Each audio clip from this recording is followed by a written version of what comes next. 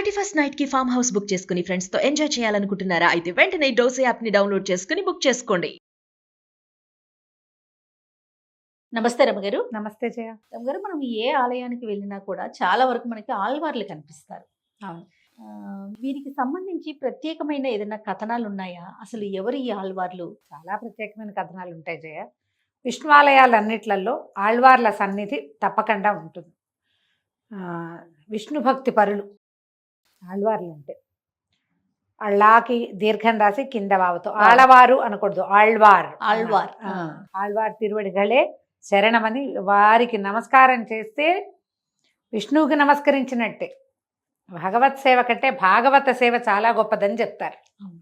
ఈ వైష్ణవ సాంప్రదాయంలో ఆళ్వార్ల ప్రస్తావన అంటే గురు పరంపర అన్నమాట. వారే విష్ణువే పరదైవమని, పరతత్వము విష్ణువేనని, శ్రీమన్నారాయణే పరతత్వాన్ని చెప్పదగిన వాడు అని ప్రతిపాదించిన వాళ్ళు. విశిష్టాద్వైత మతాన్ని ప్రతిపాదన వీరి వల్ల జరిగిందనమాట.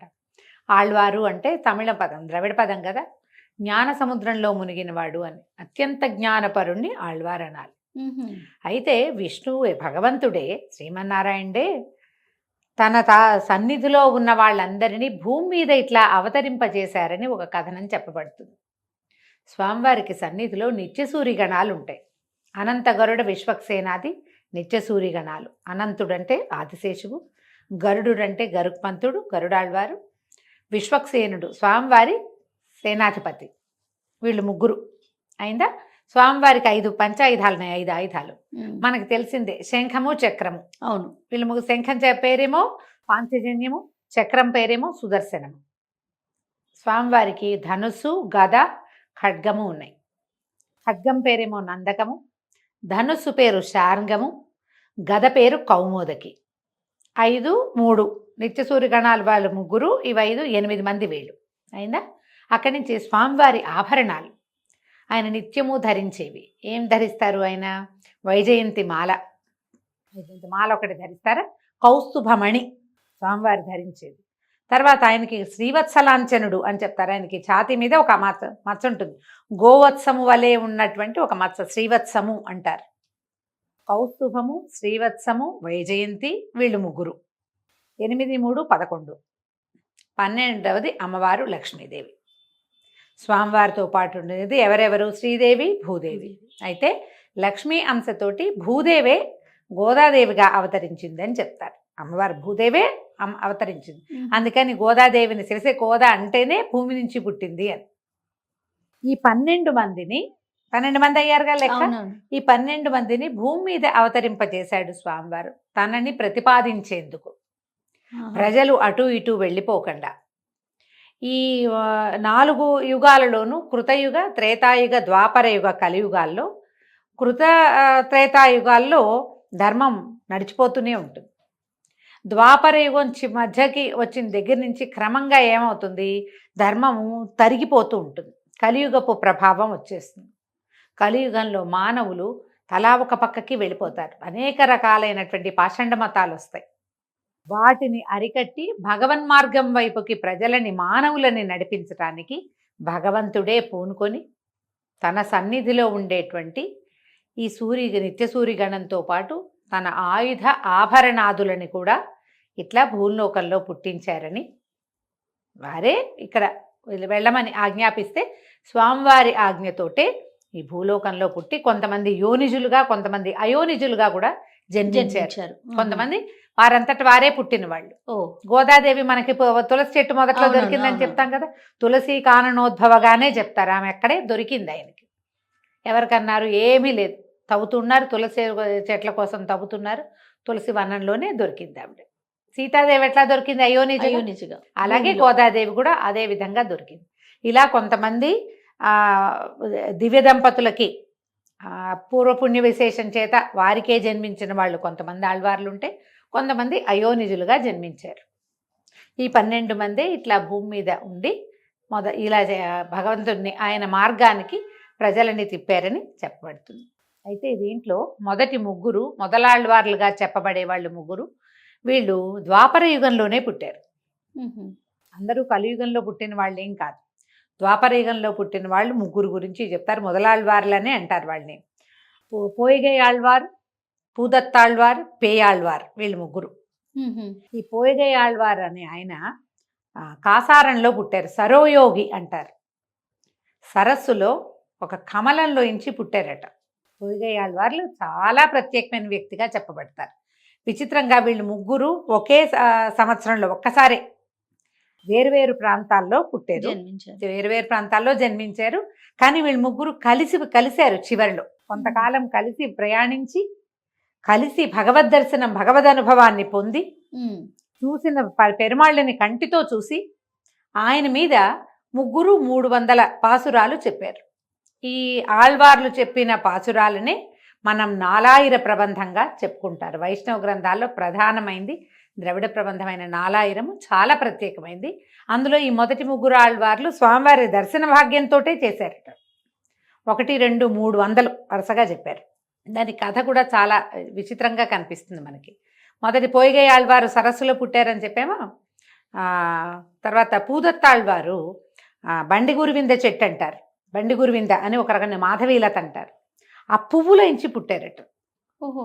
పేయాళ్వారుగా చెప్పబడే 3వ ఆళ్వారు ఈయన ఇంచుమించుగా మనకి మద్రాసు ఇప్పుడు మైలాపూర్గా ఉంది కదా, మైలాపూర్ ఉంది కదా ఒక ప్లేసు, అక్కడ మణికైరవం అని ఒక బావి ఉండేదట. ఆ బావిలో ఒక పద్మంలో నుంచి పుట్టారట. పేయాళ్వార్ అంటే ఆయన పేరే, ఈ పేయి అంటే పిచ్చి, తెలుసు కదా నీకు తమిళం. ఆయన ఒక ఏమంటారంటే ఒక ఉన్మాదావస్థలో భగవద్ ఆవేశంలో ఉండేవారు. అందుకని ఆయన పిచ్చివాడు అనుకునేవారు. కానీ పిచ్చి కాదు, అపరిమిత జ్ఞాన స్వరూపం ఆయన. వీళ్ళల్లో ఒకళ్ళనొకళ్ళు సరి చేసుకున్న సందర్భాలు, వీళ్ళు ముగ్గురు కలిసి ఉన్న సందర్భాలు కనపడతాయి. ఈ పేయాళ్వారు వీరి తర్వాత వారైన భక్తిసారుల్ని సరిచేసిన గాథ కూడా ఒకటి కనపడుతుంది. భక్తిసారుల కథ చెప్పుకున్నప్పుడు మనం పేయాళ్వారి సంగతి అక్కడ చెప్తాం. అయితే వీళ్ళు ముగ్గురునట ఒకసారి ఒక సందర్భంలో కలిశారు. ఇది ఎక్కడ జరిగింది?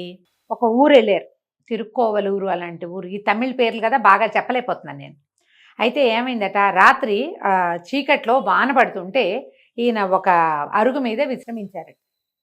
విశ్రాంతి తీసుకుంటే పడుకోవటానికి బాగానే ఉంది. ఆయన అక్కడ పడుకున్నారు. పడుకుని విష్ణునామ సంకీర్తన చేసుకుంటున్నారు విశ్రాంతిగా. పడుకునేసరికల్లా బయట నుంచి ఇంకో కంఠం వినపడింది ఆయనకి. ఈ వచ్చింది ఎవరు? పోయిగై ఆళ్వారు.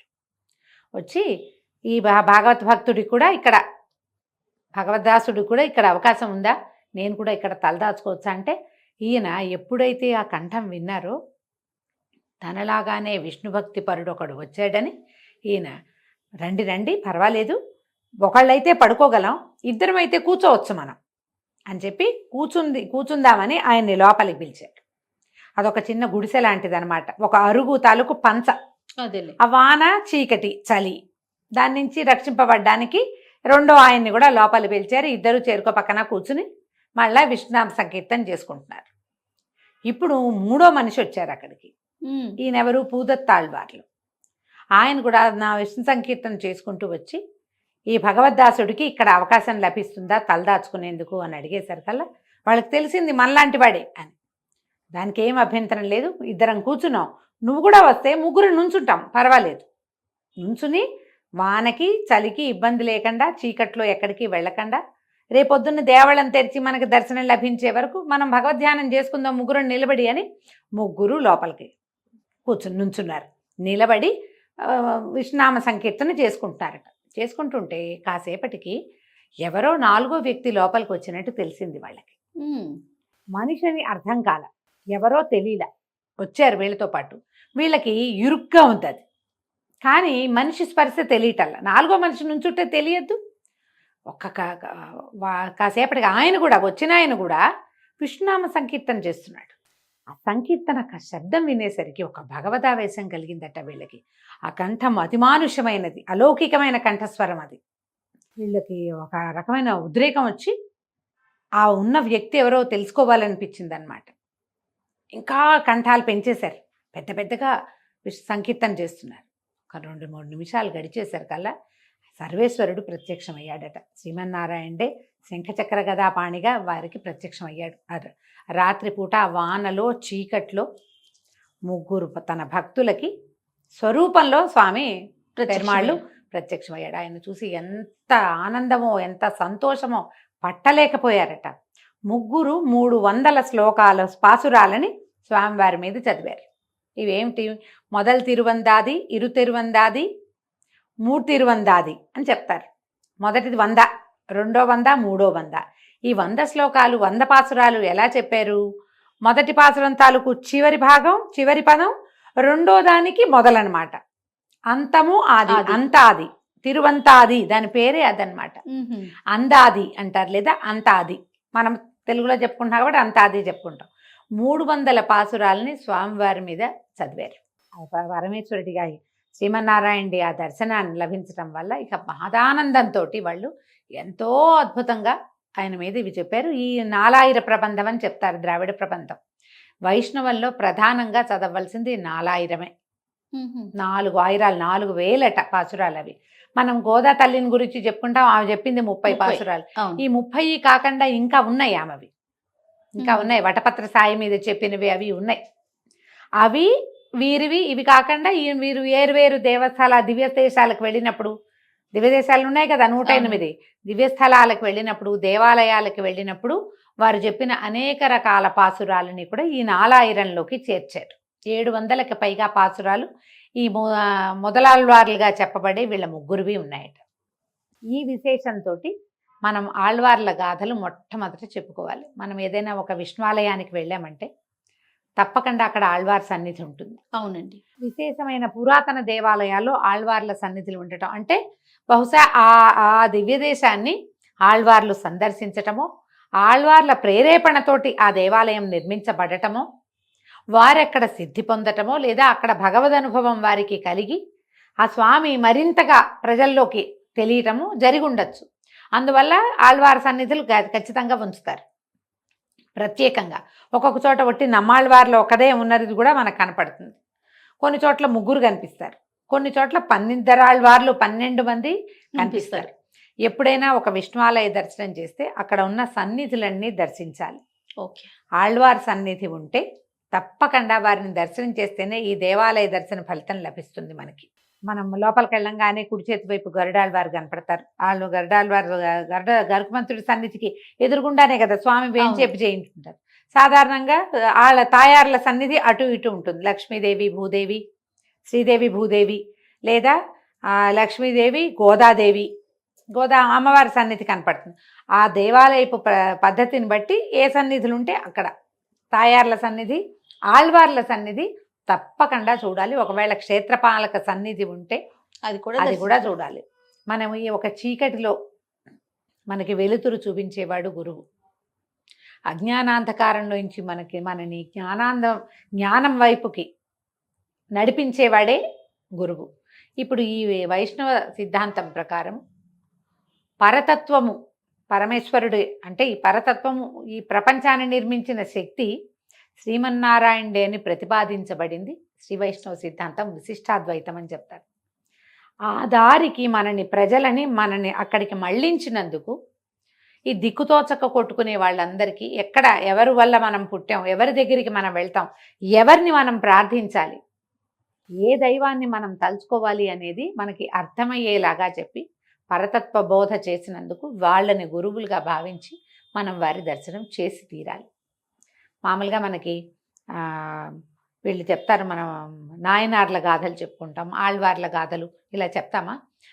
మనకు ఎలా తెలుసు? మన ప్రాంతం వాళ్ళైనా తెలుగు వాళ్ళలో ఎవరున్నారు మనకి? భక్త కన్నప్ప అవును కనపడతాడు, శివభక్తుడు. విష్ణు భక్తుల్లో మనకి ప్రత్యేకంగా కనపడే వాళ్ళు ఎవరు? మనకి పురాణ గాథల ప్రకారము గజేంద్ర మోక్షం వింటాము, తర్వాత ప్రహ్లాద చరిత్ర వింటాము, అంతేగా ప్రహ్లాదుడు గాథ ఇవి. ఆ తర్వాత ఏం చేస్తాము? ఆంజనేయ స్వామి రామావతారంలో ఆంజనేయుడు, తర్వాత ఏమో భక్త శబరి, గుహుడు, వీళ్ళ కథలే మనకు తెలుస్తాయి. ఇప్పుడు ఈ పురాణ గాథలు కాకుండా మనతో పాటు భూమి మీద పుట్టి మన ముందు తరాలలో ఉండి భగవద్ రామానుజులు మనకి 1000 సంవత్సరాల ముందే, 2000 మొన్నే కదా ఉన్నది, అంటే మన ముందే ఉన్నారు. ఇప్పుడు మనం చెప్పుకుని ఈ మొదలాళ్వార్లు ఉన్నది ఎప్పుడు? దీంట్లో ద్వాపర యుగంలో ఉన్నారు. అక్కడి నుంచే మొదలైంది ఇది.